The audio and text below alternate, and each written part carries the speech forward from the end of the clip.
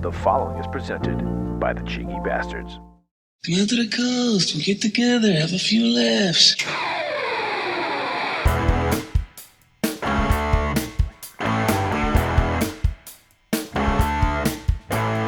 Yippee-ki-yay, motherfuckers, and welcome to the 27th edition of Dropping a Bruce, the monthly podcast where we watch every single one of Bruce Willis's 40 straight-to-demand releases from his acting career to see if he took the role for a paycheck and dropped a deuce, or if, in fact, he took the role and gave it his fucking all and dropped a Bruce.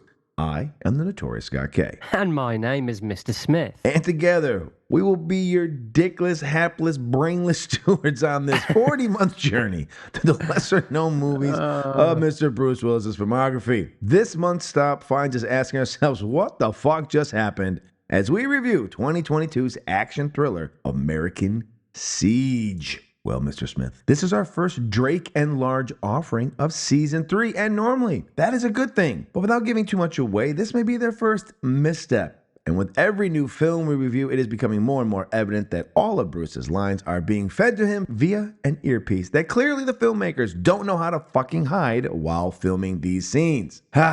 Welcome to the Siege of America. The senses have been sieged. Yeah, well, Our voices have been sieged. A bit of an epic title considering what transpires in the film. We're starting to learn that some of the titles they're just naming them. They don't stand for anything that I happens. actually thought America was under siege. Was under attack. Yes, so did I. I mean, I know Bruce Willis has done one of those with... Yes. Was it Siege? The one with Denzel? Yeah. The Siege, yeah.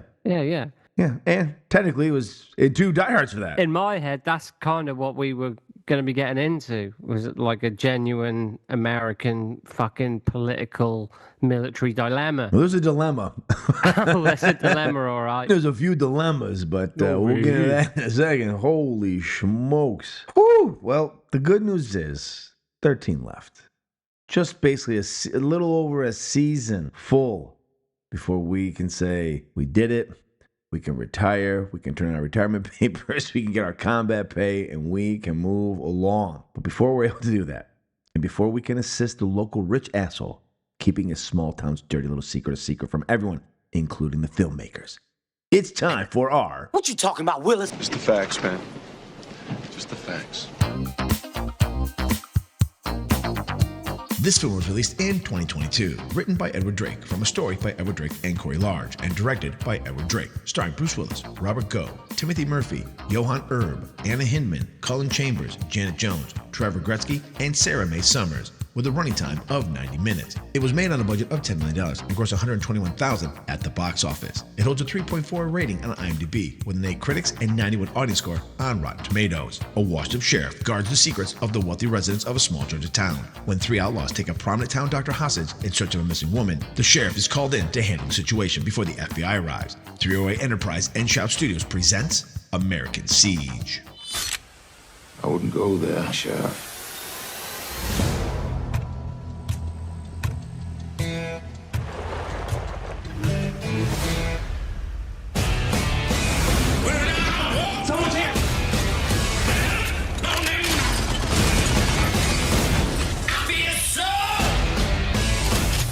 What happened to Bridget Baker?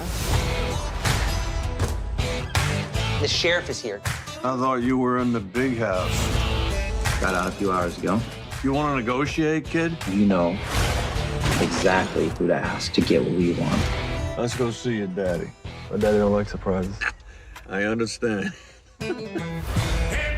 What's wrong? It's Dr. Keats. Can you clean this up?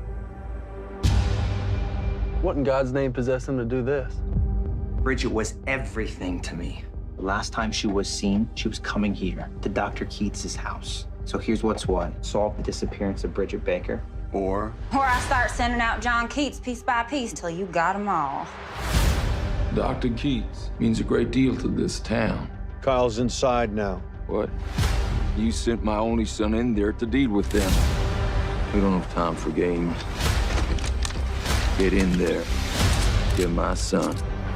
Kill the rest. A bloodbath won't do anything. You hurt my boy, and I'll rain holy violence down upon you. My family, they built this town. I'm the sheriff of this county. Don't forget who put you there.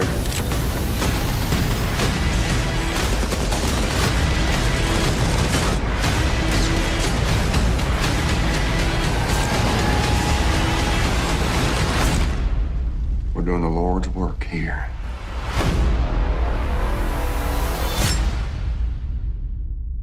Mr. Willis plays Ben Watts, the sheriff of a small rural Georgia town who likes to get drunk, do coke, and bang his voluptuous deputy because everyone knows he doesn't run shit in this town but his fucking mouth. Oh, now this is our 13th of his 26 straight-to-the-man releases, so we're the halfway point that he did over the last 5 years of his career. Now, just when you thought 2021's STD slate was large, 2022 said, hold my fucking beer, as this is his first of 12 straight-to-the-man releases from that year, which means, in theory, he released a movie every single month of 2022. That's got to be a world Take record, that, right? motherfuckers. It's got to be. Who else had that kind of release? I don't know. Anyone's been in that many movies. The only person close is Pedro Pascal now. He seems to be in everything, but at least he's in good movies or good stuff, as opposed to, we should have done his. Next up is Pedro Pascal's releases, as we can at least suffer through those much easier. Oh, man. Now, Yeah. as I do, we always like to give you our, in about 18 months, you'll see the release of the box set from Arrow, the 4K restoration of all these gems. And here's our blurb that will be on the back. For reasons unknown, a grieving family decides to wait 10 years for the boyfriend of their missing and presumed dead sister to be released from jail after serving 10 years for assaulting the town's rich asshole, so that they can exact revenge for her disappearance by taking a local doctor hostage in his home while trying to break into his large vault-like door that's just hanging out in his hallway, so they can uncover the truth of her disappearance and the town's secrets while the local yahoos try to stop them before the FBI shows up. Meanwhile, the local sheriff seems to be on a constant drip of ketamine because he is not only useless, but can barely struggle through conversations. I give you American Siege, where the only thing under siege is your intelligence. So that's what it was about. Yeah, fuck. Me in the streets. We're going to get to that in a second. Holy cow. I'll be honest with you. The first few minutes of the movie, I really was like, Am I missing something? Like, do I need to restart this over? Have I fallen asleep too? Did I look at my phone accidentally and then just wake up and be like, hey, you're in the middle of a movie? Oh, no, we'll figure that in a second. Because we don't have many notes. As we're learning, that people just stop caring. They don't care anymore. It's like, you know what? There's like, just see the other movies. You see their notes. You get the idea of what happened in this film. Now, according to director Edward Drake, Brucey Award winner, Edward Drake, for directing, it took only 8 days to complete the movie. No fucking shit. No, really? No It does way. have that vibe. You Really? can tell. Only 8? Wow. I thought 3. But I guess you had a day off. Maybe some catering issues. It had to go 8. Yeah, they shot it over the long weekend. Long weekend. Now, to the surprise of no one who saw this film, Bruce Willis filmed all of his scenes in 1 day. Again, that's standard. 1 hour. Standard. That's it. That's the notes. Now we're going to get a couple of fun reviews. Jonathan Wilson of Ready Steady Cut writes, Willis could double as a piece of expensive lawn furniture, a wooden and immobile showpiece designed up the curb value, but not actually do anything substantial. While Brian Orndorff of Blu-ray.com proclaims, Drake doesn't have much to offer the curious delivering of DOA mystery about a missing woman that offers weirdly little in any way of violent escapism. The Birkin Nation on Letterboxd writes, despite having one of the most convoluted and messy plots I've ever seen in an action film, American Siege is incredibly lazy and generic. It's like they combined 15 movies into one, with a hostage crisis, revenge epic, redneck rampage, safe-cracking, siege-based conspiracy taking center stage. The editing and effects are atrocious, and the soundtrack is what I'd politely call good old boy rock. Half star. BotBot B on Letterboxd wrote, I hate bald people. Half star. And finally, Human Being on Letterboxd says, so it turns out Reprisal isn't the worst of these direct-to-video Bruce Willis things after all. I hate reality. I hate everything. I hate my life. I hate this year. I hate cinema. I hate words. I hate writing. I hate Letterboxd. I hate you, dear reader. Half star. Well said, Human Being on Letterboxd. that is kind of how you feel when you watch this film. But once again, I'm refusing to put this on my letterbox because, you know, I haven't got a hell of a lot of followers, but I can't afford to lose any. So, well, I put them on, but I don't share that I've watched it. How's that? I usually share last time I watch it. I also don't want to give away the the spicy details of an episode too early. Yeah, like you say, this starts off really well. It opens with this interesting flashback sequence, montage, right? Yeah, so I was like, okay. Quick flashes of like, oh, this looks like that's gonna. Look, we're in Large and Drake territory, so I thought, okay, these guys have done some interesting things over the time. So I was like, okay, let's see what this goes. Yeah, as you said earlier, you know, this is usually it's a plus that they're involved. Yes, usually. Yeah, usually. This one, this was like at the bottom of their pile of what they'd put together. I can't even make an excuse for anything that in this movie they've done. There's just nothing I can go like, well, there was snowing, there was COVID. Like, there's no excuse for what we saw on screen. Well, I think the producers are probably thinking, well, these two guys, they can make things happen. So they've won some Bruceys. Well, no, but their movie, the ones, the Bruces we've seen of theirs have been some of the better ones. So I guess the producers were thinking, we haven't got much here, but these guys can make it happen. They have done before. But this was even a bit of a stretch for these guys. You're being polite. You're being polite with the stretch. We've sung their praises a lot in season 2. In fact, they were some of the bright spots of season 2. Was everything they were a part of. Right. And we have said on this very show that we were looking forward to their offerings coming down the road. Because, hey, I mean, these guys are, look, in the B world, they're hitting home runs, in our opinion. In the B movie standard. Yeah. However, this makes no sense no matter how I could walk the listeners through everything that happens and they still would be like, what fucking movie are you talking about? We have no idea half the stuff that's happening. It just is so convoluted, so just thrown together that, we have a guy getting out of prison and then we find out what he went to prison for. I don't care how rich someone, there are limits to things. Like, just because you punch a guy, you don't go to jail for 10 years for assault. That's not a thing. And then within 10 minutes of him being out of prison, they're setting up their next big thing. Yeah, because apparently some sister of a bunch of older people now, basically the older brother looks like he's our age, like he's in his late 40s, early 50s. But he's her stepbrother or her foster brother. She looks like she just got out of high school. And the sister that apparently disappeared and then is presumed dead, even while she's gone and dead, makes no sense. It makes no sense why they just suddenly got rid of her. There's no rhyme or reason. We'll wait till we're gonna hold off the surprise behind the door for a little bit because wow. Oh man. Oh man. So we get this very stereotypical people. Like, the thing that hurts it the most is we have one person in this film acting, and that's Mr. Timothy Murphy, who plays the town asshole, the rich guy, Charles Rutledge. He's the guy. Everybody else, to include... Well, he's overacting. I mean... Well, he looks like he's overacting because no one else can act.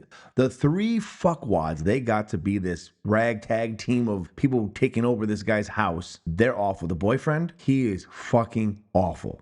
If we put down worst actor, he's bad. He's bad. He is awful. Like milk is bad. Awful. Yeah. The girl, the sister, awful. The older brother who they've got playing this fucking dipshit QAnon Jesus lover, like really leaning into what Georgia kind of can be. He's awful. Like, he's the worst. He's the worst. I think he's the worst because he has to play this stupid stereotype the entire time. Like, he's got to say the dumbest fucking QAnon stuff that you just kind of go, is this a movie about making fun of them? Like, then that's fine, but he's the only guy. Yeah, well, as soon as they took over the house, and it's a house, ladies and gents, it's a house, my heart sank. That was when my heart sank to its lowest, because I thought, oh, this is the siege. Mm-hmm. I was expecting a government building. Mm-hmm. I had high hopes because of Edward, because of our boys, Drake and Large. But I genuinely was thinking government building, hospital, I don't know, whatever. No, a house. Well, just like we had Die Hard at a dam for no fucking reason, we now have a siege in a house. So it's a home invasion. It should be. It's a home invasion. American home invasion, which sounds better, actually. It should just be, hey, we're going to go into some guy's house. Should have been called Metal Door in the Hallway. That's what this movie's about. So they break into the one black man's house in the town. Like, you don't know why they go there. We believe the sister's dead. So the beginning of the film, you think, okay, these 2 yokels have picked up this fucking soft as banana shit guy from prison, and they're gonna go get revenge because he has been wrongfully imprisoned for her as like her possible killer, but they couldn't find her, so he was wrongfully imprisoned. That's what you assume. That's what a human being with brains would assume, because that's what this movie seems to set up. Oh no, this bitch disappeared 10 years ago, and for reasons we can't understand, this guy wanted the family to wait 10 years to figure out how she disappeared and who did it. Right. How old was the girl playing the sister? How old was she? Was she 12? When this happened, was she like in middle school? Like what age was she 10 years earlier? Because she's in her 20s, maybe mid-20s at best.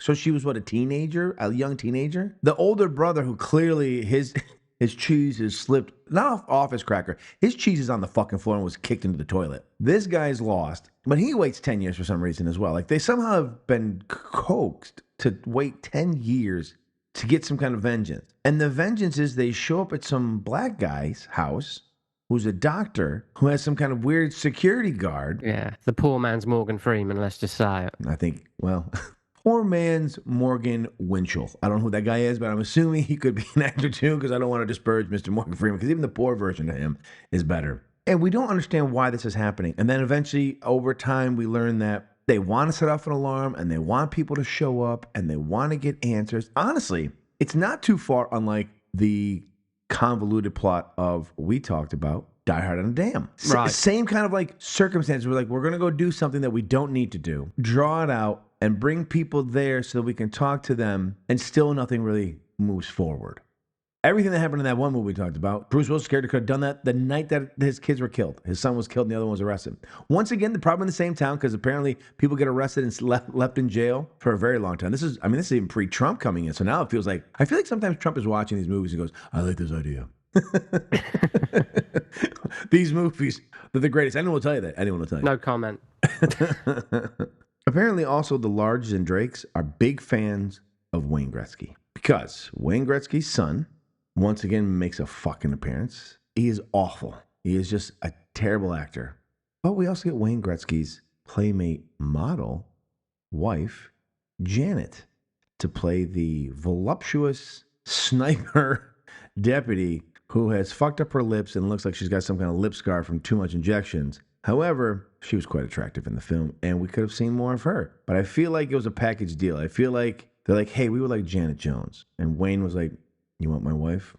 You have to take my son too. And they're like, fuck, all right, fine. We'll have him be a character. Actually, I think Wayne Gretzky read the script and was like, I think my son will play this perfectly. So you want my son to play a guy who's a complete disappointment to his father, can never live up to his standards, and is basically useless the entire film? And I wish he was dead. The role was written for him. It was written for Yeah. him. Because he sneaks into the house at one point, and we never see him again. Then all of a sudden, at the right moment, he hops out of a fucking closet. It's just like, okay, peekaboo, I'm here. Yeah, so they bust into this house and find a door. A door. But they're looking for this metal door, so it's like they knew it was there. Yeah, my thing is, right, hear me out. Yeah. So it's a metal door, sort of massive, like bank-style security safe door. In the middle of your entryway hallway. Don't forget to point that. Like, it's not securely hidden in another room. It's in the hallway you would literally walk in through. Yeah, just bust through the drywall. Yeah. Well, you can't, because you might fall into this cavernous above ground warehouse. I don't know.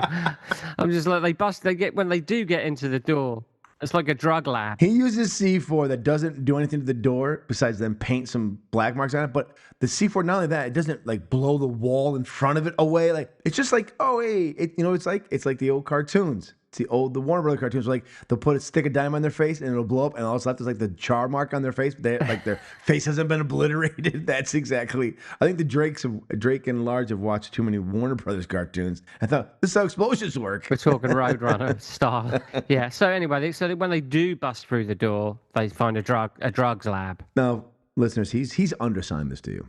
He walks through a door that they shoot. How can I oversell clearly it? A dark room through this doorway, maybe a hallway. So he walks in, he walks down some stairs. Now, remind you, what he finds is supposed to be underneath. This thing is huge. It's a warehouse. It's a massive operation under a bungalow. It's supposed to be underneath. However, there are 40-foot high ceilings and windows you can see daylight through. They didn't even try. That They was didn't the even try original to maybe title. cardboard over the big windows to make it look like they're on anything.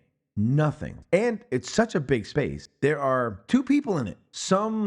I think they just kidnapped somebody off the street, a homeless kid. They chained him to a pole. With his butt hanging out. So, well, hold on, that's not that guy. The first guy they find is some long-haired guy chained to a pole, shaking. So apparently, I at first thought, because he was such a whack job and talking about lizard people and all this other QAnon stuff, I thought, well, maybe this is a lizard person. Maybe he's going to be right. Maybe they're lizard. It's like, fine, Please. I'll go with this. That'll at least be exciting. And then they find a guy who the only thing I can remember, I can't say that they didn't take it from them, just a more funny version. It reminded me of the LSD maker in the movie Mandy. Like they were trying to replicate that, but put it on a funnier slapstick version because the guy's ass cheeks are facing us the entire time. It's basically like, imagine the horror of busting a door open and finding Rob Zombie naked wearing an apron. Yeah. With his ass cheeks out. No and one he wants sees to you. see that. He's not making drugs necessarily. He's just spray painting the local logo of the drug cartel on it. True. He's just... budgetary restraints, you know. But for reasons, he has to have his ass. He has to do it naked with an apron on. Everyone knows you can't make drugs unless your cock's out. We all know this. You have to have your cock and balls aired. That's how I make mine. That's how I do most things. Honestly, that's a Breaking Bad originally was going to be full frontal. It's going to just be full frontal nudity. They're like, listen, we can't have Jesse and Mr. White's dick out the whole time. So we got to come up with some better ideas. So you're expecting what's behind this door to be some kind of, how about this? I was expecting it because of the guys who make the movie, right? We have seen their ability to take a script with an actor who is clearly no longer having his full mental capacity and find ways to fill it after he's gone from it after a day and find things that'll keep it moving, make it interesting. That's why I was hoping the guy was a lizard. I actually was hoping they were actually going to just go like, you you hear this guy say these stupid things, and they were just going to say, you know what, fuck it. What if we just pull the rug off everybody and we just have this lizard? And he's like, I fucking told you. Like he's having like this great moment of like, I knew it. I was always right. They've been keeping sex slaves in the... I stopped. All right, maybe they're going to give it to him. But yeah, they call him Epstein at one point, the black guy. I mean, they literally took every possible QAnon catchphrase and threw it into this guy's verbiage. So I thought, all right, he's going to give us a little something here. No. So that was pointless. They come back up. And so this whole time, we find out that the sister is somehow worked her way into this drug. Like, none of what's happening makes sense. None of it. So, like, apparently the town is just running and they needed money for this drug thing. And they got this fucking rich cocksucker to run it or to pay for it, and now they've got the fucking sheriff played by Sleepy Floyd Willis to just basically stand around and yell. Like, I think they're yelling in the earpiece. I think when whoever's reading him his lines, instead of giving like, hey, here's how you should say it, just yell it like you're a man on the street and you're homeless and you're yelling at God, and he just sometimes and you're just kind of like, what is wrong, Bruce? I get it, you're kind of face, but you know how to deliver the lines. You can't remember them, but you can deliver the lines. Clearly not. I mean, he's holding the phone up to his ear most of the movie, let's face it. Have we addressed the cocaine? We're going to get there in a second. I just want to point out the fact that when I say earpiece, there are 3 scenes that we have close-ups of him, and he's in a side profile. And these fucking idiots filming it. I'm going to blame you, Blake, because you now are going to... This is already a contender for getting the wrong kind of Brucey at the end of the season. You can see the earpiece as clear as day. As if he had the new, miracle ear, not the old-fashioned over-the-ear hearing aids, but as if he had the miracle ear. The thing is it's in profile, as I said. They could put the earpiece in the other fucking... And the funny thing is, they show him another time with the other ear having the earpiece in, so they did it twice. So either he needs 2 earpieces, which right off the bat, if you need stereo earpieces, there's a problem. Be the actor, we might not need him as the actor. I understand he's got a name, but there's got to be a point where we go, this guy needs literally, like we've got headphones on right now. He's literally got headphones on in the fucking movie then. And still can't pull it off. Listen, I know you and I are not professionally trained actors, but I have no doubt in my fucking mind. By take 2 or 3, I'm going to deliver the line better than he's delivered it at all. Easily. If not on take 1. Valid. Bruce couldn't do that at all. As my cohort mentioned, I started off a little bit like, I was like, oh, maybe Bruce is going to do a little, So he apparently had a bender the night before with some alcohol. However, this is how you know you're in the territory of not great filmmakers. Good filmmakers leave a mirror with just a little bit of residue on it, and we know what's on it. These guys make it as if Wayne Gretzky's wife and Bruce Willis have had an all-nighter of cocaine and sex, and they left 2 perfectly cut lines on the table so that we can go, hey, viewer, guess what? They do cocaine. Pretty much. The only thing, I mean, at that point, just have the condom hanging out of her leg, and they go, guess what? They had sex. Jesus Christ, man. We get it. We know that all you have to do is have a mirror with a little bit of white, like powder on it, just like a little residue. It looks like, and a rolled up something. We know what you've done. They've got to signpost that. But one thing very telling about this is it's from a story by Corey Large, but he didn't write it. Well, yeah, they did the story together, then Drake wrote it, produced it, directed it. Well, that's not Large produced. Largest producer on this. Well, yeah, but that doesn't mean a whole lot. Listen, I'm just telling you. They dropped the fucking ball. Big time. Big fucking time. Well, I don't think Large did. Well, listen, you're the producer. You're on set. You see what's happening. You know what I mean? I don't think the producer can... he's not a fucking magician. He's a producer, okay? Well, listen, he gets the trophy at the end of the day for Best Picture. So... if you're going to walk up there and take the Oscar and the Brucey, you're going to fucking take the fucking raspberry as well. You piece of shit. Be fucking more involved. Don't tell me your last name is Lodge and you're not going to live large and be large. Come on, you piece of shit. He said, look, I'll give you this. This is how look, we know how this works. I'll give you the story. You give me producer credit. That's all I ask. Bada boom, bada bing. We're done. And that's it. So really, this is the Drake show. This is not... I think that's what it's going to be for now. They do the story together, and then Drake goes off. Yeah. Look, maybe this is the one misstep. Maybe, hopefully. Because really, like you say, they've been like a seal of approval so far. They've been a solid team so far. The acting choices have been poor for this one. Normally, we still get a bunch of people we don't really know, but they put some decent actors in it that have helped carry maybe a subpar story. Yeah, but not this time, no. And they tried another mongrel montage. They tried it. They did. But they did nothing with it. All of a sudden, like this first group of people, this guy named Silas, who is the strongest man on the planet. He's I don't know if you know that. He's great. He's decent as well. Johnny Mesner, yeah. When we get the flashback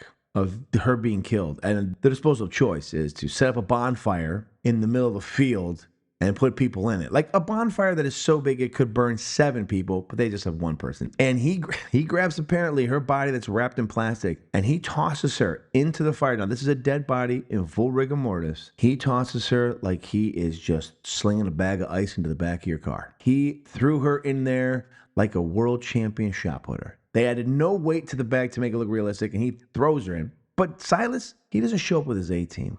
He shows up with his B team. Everyone knows this. Because young Sassy Pants, who also is a shitty actress, she eliminates his first 4 guys who, once again, have the tactical ability of 3rd graders given sticks to play war. All right? I mean, they literally run past every window. Yeah, they're literally pointing to where they're headed. And another thing, they've clearly never held a gun in their lives. No. These guys. Most of them. No. They're not even like the territorial army. These are... Imagine if they filmed it in 9 days, had spent 1 day of just that. Just one day. Everyone sit down and watch a YouTube video for 30 minutes. We go on practice. We come back. We rewatch that video. We say, you know what? Let's do this a little bit better. And eventually, by that day they shoot with the guns, everyone looks like at least they've held one. But she eliminates all 4 of them. Easy fucking peasy. Well, because they are just literally running in the wide open, past big windows, and they get cut down easily. I think I could have done it, and I've never held a gun. I think you could have done it with your eyes closed. Honest with you. They literally stood there to get shot. And then, of course, our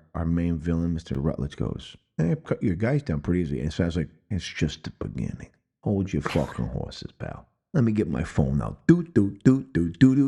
Hey, everybody. Bring me everybody. Everyone. I don't care what you're doing. What are you, sharpening pencils at a kid's school? Put them down and get over here. We got a cocksucker to fucking kill, all right? So all these other schmokes show up, and I thought, okay, this is where Steve and I will at least have a moment to go, all right. We get that you're a one-trick pony here, but at least we enjoy this sequence you keep bringing up to us. Nope. They show up, and then Bruce stumbles back in after being fired for being an idiot, and he had to walk home because the guy bought his drug. It was such a dad. Bruce was treated like he should have been treated for how you would think an actor who acts this poorly in a film would be treated by real people. Like, walk. You're walking home. Like his father's like, I paid this much for acting classes. You fucking walking home. So he's walking down the road. Oh, I don't know. I'm laughing with such It's joy. not his best. It's Yeah, so it's not sad. his best moment, is it? This is like He like has a come to Jesus. Oh, I gotta go back. I gotta go back and help him. So he comes back and they let him shoot everyone from behind because after the first guy gets shot, no one figures that could happen to me too. And then it's over.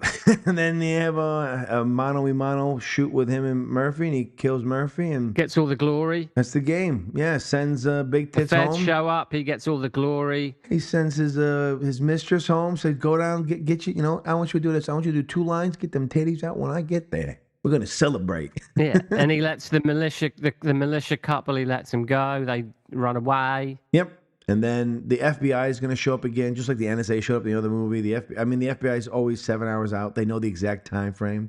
They got a girl on the inside calling. I don't know why the FBI needs. She was a hot one. Here's the thing, though. Why is the FBI sent to a drug lab door because the alarm went off? Wouldn't you not want the FBI to know this? Why would you have an alarm system set up that if someone breaks into your indestructible door because the guy basically hotwires the door like it's a car? C4 won't do it. I don't know. Joe from Auto Parts, they can come and hotwire the I don't thing. know, man. All I know is what happened, and I'm not even sure about Well, why that. is the FBI being sent? Like, this doesn't make any sense. I didn't track at all. Well, no, the feds have been sent because the door was triggered because of the doctor. They found the drug lab. That this No, is no, like I know what you're saying, but the feds are sent because the door alarm goes off.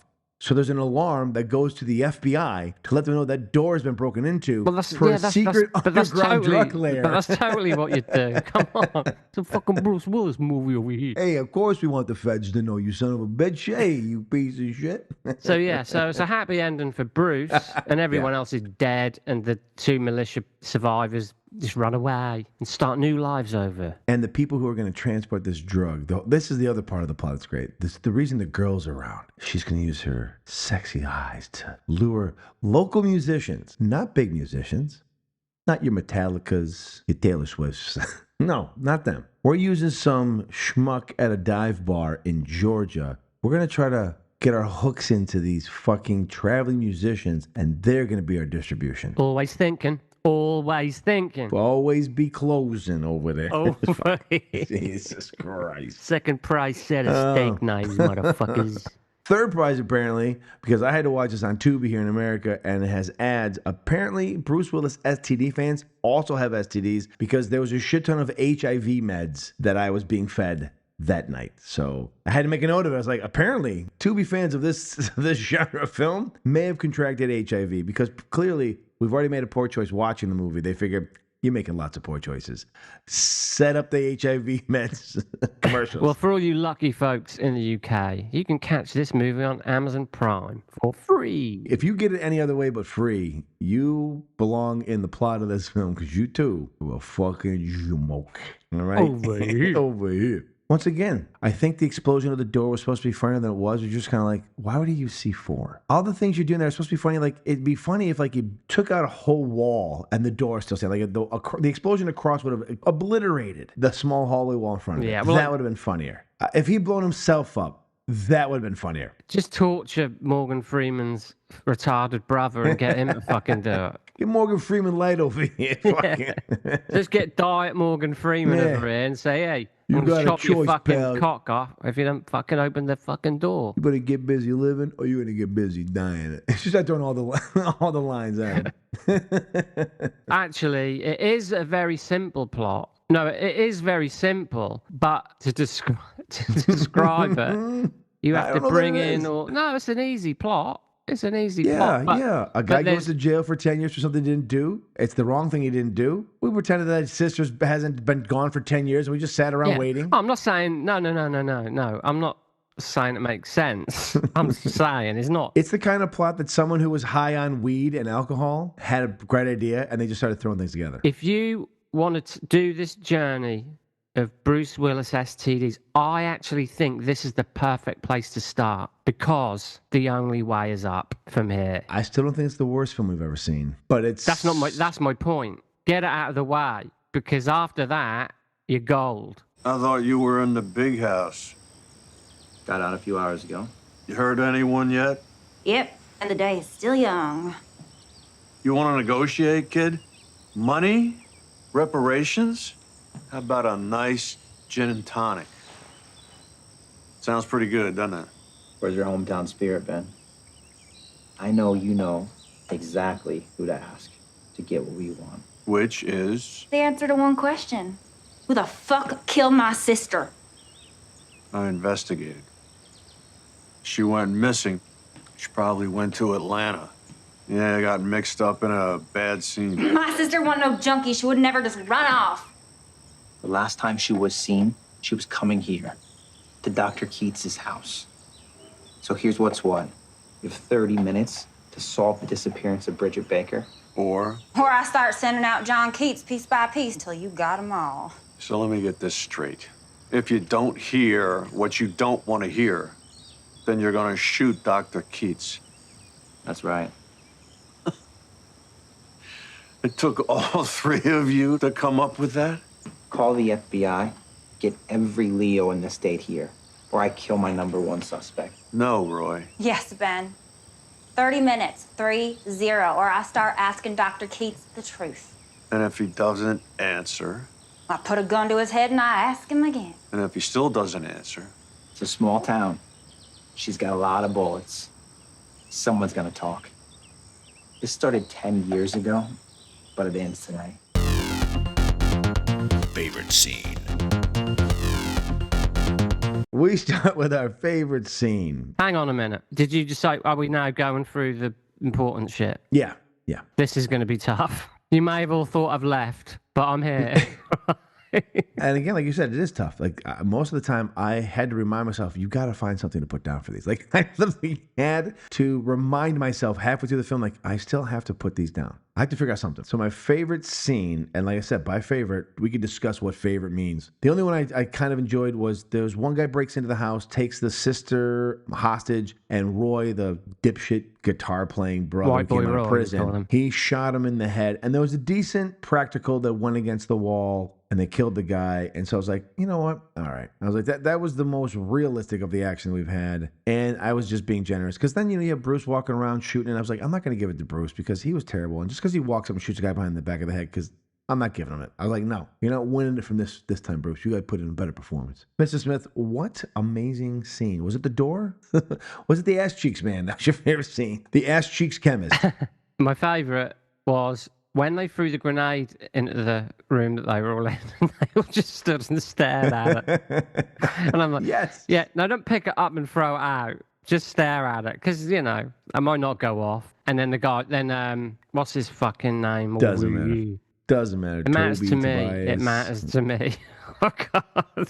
Frank, it doesn't This matter. is a None of fucking the people major gonna care. importance. This is a major The importance. guy who plays to him me. is Johann Erb. That's it. Herb, pass me the herb. Yeah, Johann Erb playing Toby Cavendish. He just jumps on it. Or I don't know if he jumps on it or if he jumps to go get it, but he's a bit fucking late. And there's curtains for that fucking douchebag. So it made me laugh because they all just stood there and like, what do we do? And I'm like, I actually think that wasn't an acting choice. They really didn't know what to do. He really was killed like- himself. He said, because I think they're trying to actually kill us. And he goes, you know what? I want out this He movie too, so- just read the rest of the script, right? Because they shot it in sequence, and he decided that this was just too fucking much. He's like, I'm done. I fucking can't do Yeah. this. So anymore." basically, that's not my favorite scene. It's literally the only scene where something remotely Memorable happened for you? happens for me. Best one-liner. Now, best one-liner comes to us from me, from Dr. Keats, a.k.a. Morgan Freeman, Extra Light. Not to mention those gay vegans in Los Angeles worries about all the additives in the orange juice, but they couldn't pronounce half the damn shit that's in their drugs. Oh. Hey, Morgan Freeman woke up. Hey, here we go. That's what I got. Not to mention those gay vegans in LA worry about all the additives in their orange juice, but they couldn't pronounce half the damn shit that's in their fucking drugs. Dr. Keats on his tombstone. Over here. Well, mine is from Charles Rutledge, played by Timothy V. Murphy. Good thing I had the V in there because I wouldn't know which Murphy we're talking about. I had to be specific, obviously, because of all the others. He basically hands Bruce Willis's ass to him in probably the biggest put down in any movie ever, and this is going to go on. Maybe in Bruce Willis's career. Like I don't think Bruce Willis has ever been. This is huge. This is going to go on for quite a while, right? Because this isn't a line. This is just a relentless. It's a rant. It's a relentless rant. You're the sheriff of this town. Don't forget who put you there, who keeps you there, and who could put you in the ground quicker than a spiral can shit. You're a burned out, washed up disgrace to this town, and it's only by my patience and the benevolence of the good Lord that you're still breathing. My family, they built this town. They toiled to make her great. My blood is in every tree. My breath is in every gust of wind. That's part one. You couldn't make it as a cop in New York or Atlanta or even as a security guard in the fucking Walmart. You're corrupt, godless, divorced, a deadbeat dad whose children don't even call you on your birthday. Yeah, you're the sheriff. What are you doing? Still thinking you're the quarterback? Well, you're not. You're a fucking waste of space. You got me? A fucking waste. God damn it. Are we clear? Thank you for your service. I never want to see you again. Now fuck off. Over here. That's going to lead into this. Best performance. For best performance, Timothy V. Murphy, not to be confused with just Timothy of the Murphys. No, not the other Timothy one. V. Murphy. Not Bruce. Charles Rutledge. Not Eddie Murphy's uncle. We didn't get to talk enough about him, but He's fucking awful. He's not awful. He's amazing. He is a cross between Viggo Mortensen and Ed Harris. Yes, but he's great in this film but no one else is doing anything. So he is, like I've said, he's like a Nicolas Cage where he sticks out like a sore thumb because everyone else is just milk toast and they're not doing anything. But the way he delivered that scene, even though Steve did a little bit like, hey, he delivers it. You're kind of like, oh, all right. No, he's more redneck, but I couldn't do that. He was killing him. Personally, my favorite performance was Timothy V. Murphy as Charles Rutledge because Timothy V. Murphy, who was also the colonel, the captain of the patrol in our favorite movie of last year, he also puts in a great performance in this one. And no one else, and I mean that, no one else except maybe Mrs. Gretzky's breast is doing anything worth paying attention to. So, to you, Mr. Timothy V. Murphy, and not Timothy C. Murphy, because Timothy C. Murphy's a cunt, and we all know that. Timothy V. Murphy as Charles Rutledge. My hat's off to you, sir. And I'm going to put you down as a possible nominee next year because you were so good. It's the only thing that I was like, hey, I'd like to see more of him come to this film a little bit more. Mr. Smith, who you got? Best character or best actor? Performance. There's got to be the man, Mr. Murphy over here. There's no real Willis. question. We're about to have an argument. There's no fucking competition. There's just no competition. That rant alone sold me. It's the best piece of writing they probably had. He has got this, like, they've morphed Ed Harris and Viggo Mortensen, and that's all I could think of when I was watching it. Apparently he's in, like, Sons of Anarchy and True Detective. He's been a pretty stable, and we've only had him twice now, but he's been pretty stable in both. I don't know. He doesn't just take the paycheck. We might do a Timothy V. Murphy. We will not be doing Let's get him on the show. Come on. Favorite character. I'm going to go 2 for 2 because he's my favorite character. Charles Rutledge, Timothy V. Murphy. He's the better character. He's a juicy villain. It's not his fault what's going on the fucking page. But he is delivering. He's just great in the whole thing. Like, he really puts down Wayne Gretzky's son. I mean, he shoots him. Like, he's so disappointed with the kid. He's such a wet blanket that he doesn't even know his dad's doing these dirty dealings. And then when he's going to expose him, the guy's like, do I keep my fucking limp dick son or this cocaine thing or whatever drug they got going on underneath? He's like, fuck this kid. Bam, shoots him in the chesticles. Down he goes. And no, not a tear shed. He's like, fuck you too. So, Mr. Rutledge, I like your cloth that you're cut from. So, good for you. Favorite character for me. Steve. I'm going to go rogue here. Mrs. Gretzky's breasts. The left one. No, the fucking twins over here. Oh, no. I'm going for Silas, man. Listen, Johnny Mesner is someone I've seen in a few things, and I always like him. I think he could be more than what he is. He's an unsung hero of action movies. I'm a big fan, actually, and I mean that hand on heart. I mean, he's in The Equalizer. He's in Tears of the Sun. He's in Run and Scared, not the not the Billy Crystal, Gregory Hines one, the Paul Walker, rest in peace one, which is actually worth checking out. He's in Spartan by David Mamet with Val Kilmer, so, you know, he's no slouch. He doesn't get, fair enough, he doesn't get a lot to do in this, but he's a good presence, and I like the guy, so, you know, that did make me laugh, though, because he gets shot in the shoulder and he limps away. That made me laugh. But I liked him in this, and so he's my choice for best character. All right. And now it's time for our moment of truth. The moment of truth.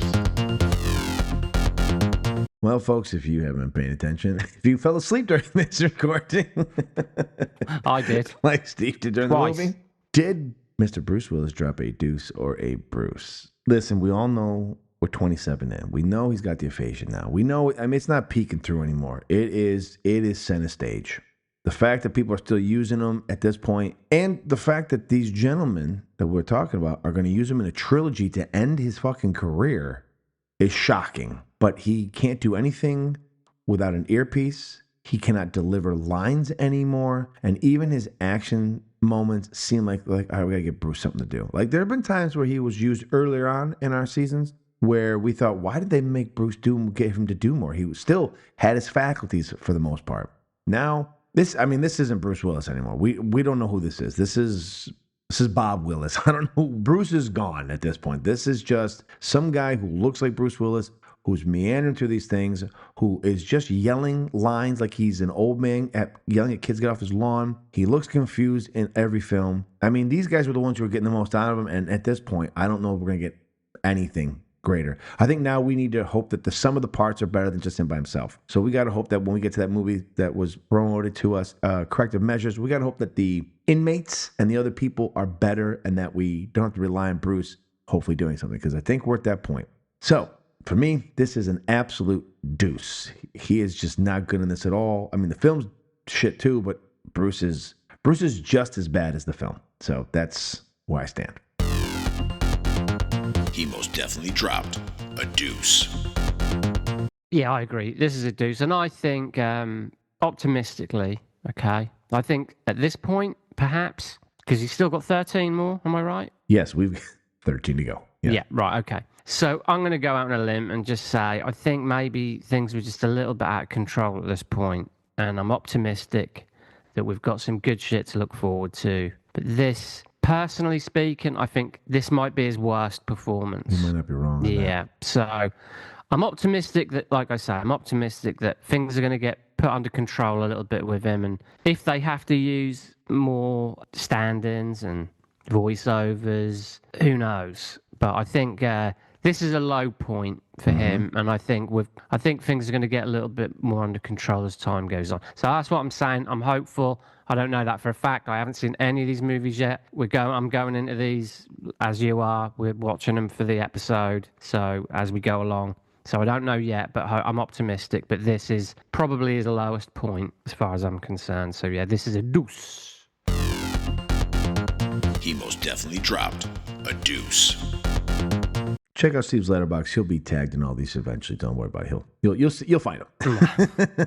Now, that will make it 2 months in a row that Bruce has dropped a deuce to start off the season. You know, first one out the gate, Deadlock, we gave him a Bruce. We gave the film a deuce. Second movie, Fortress, we gave him a deuce. We gave the film a Bruce. Here we are, episode 3, American Siege, and I'm going to give it, you know what? It's the Roadhouse. It's the double deuce. I am giving this movie also a deuce. It is not good at all. It's confusing, not because the plot is so intricate that you have to fucking have a roadmap to figure it out. I don't think they know what they were doing. I think they were just on cocaine and drugs, and they just had all these great thoughts, and they threw them all out there, and then they tried to put it together, and they're like, I don't know what this movie's about. So for me, unfortunately, we have our first Roadhouse award. The first double deuce of season 3 is for me.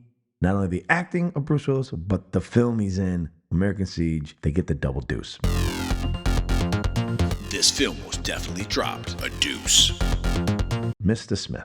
Yeah, this is a Roadhouse, I'm afraid. I think this is the worst film yet. Oh, okay. Yeah, this is the worst one yet, and I do think this would be a great place to start if you're not going to watch them in order. If you're going to watch them all in order, fair enough. But if you're not that way about it, just watch this one first, get it out of the way, because the only way is up. But But this is one of them, I imagine they thought, you know what, we'll just shoot all this stuff and we'll put it together in the editing and we'll come up with a very average, STD movie like millions of others. And everyone's operating at such an inept pace, no editing was going to save it. I genuinely think with Corey Large, if he would have written the screenplay, he would have elevated things to it being just a typical below par action movie or thriller. But without him, like you said, this is so complicated. They're just throwing every piece of shit they could at the wall to see what stuck, and it all just ran away. And it's just it's the deuciest of deuces. It's a juicy deuce, I'm afraid. Not good. This film was definitely dropped a deuce. Well, there you have it.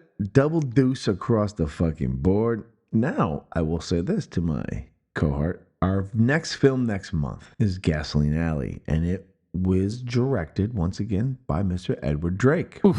It's written by Tony Cerruccio and Edward Drake, produced by Corey Lodge and Cerruccio. So we will have to see if this can overcome the issues that we just saw. If they can right the ship, if the Drake and Large train can get back on track and give us something that resembles what we're used to. We get one of the Wilson brothers. We get a little Luke Wilson in this one. So, maybe. I really do believe the key for them is getting a couple people capable of filling in the void that is left by Bruce Willis. And when Bruce Willis doesn't have to do the heavy lifting, sometimes we get something decent. But Steve and I don't know. You don't know. I don't think Bruce knows. No one knows. We'll have to figure it out next month. But until then, I don't know. Go watch the Double Deuce. I don't know what to tell you. Do it.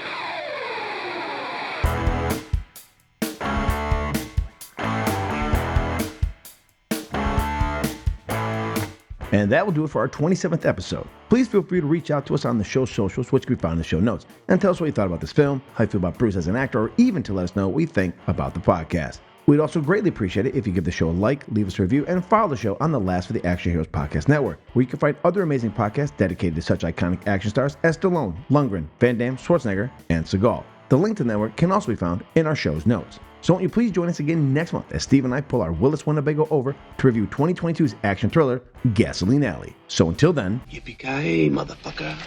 This has been a Man with an Exceptional Beard production.